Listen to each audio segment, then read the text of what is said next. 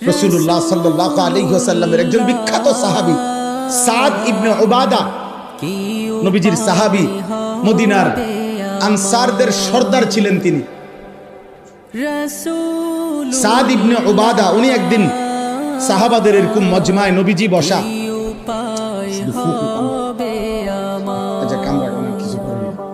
সাদ ইবনে উবাদা এই সাহাবী বলতেছিলেন, ইয়া রাসূলুল্লাহ সাল্লাল্লাহু আলাইহি ওয়াসাল্লাম, লাউ রাআইতু রাজুলান মা ইমরাআতি লা দারাবতুহু বিসাইফ।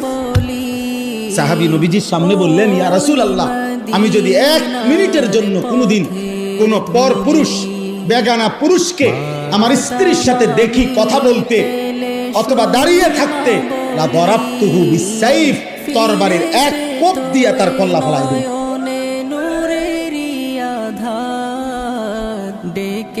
আচ্ছা, উপস্থিত সাহাবীরা তৎক্ষণাৎ এই নবীজির এই সাহাবীর এই কথা শুনে উনারাও বলে উঠছেন আল্লাহু আকবার।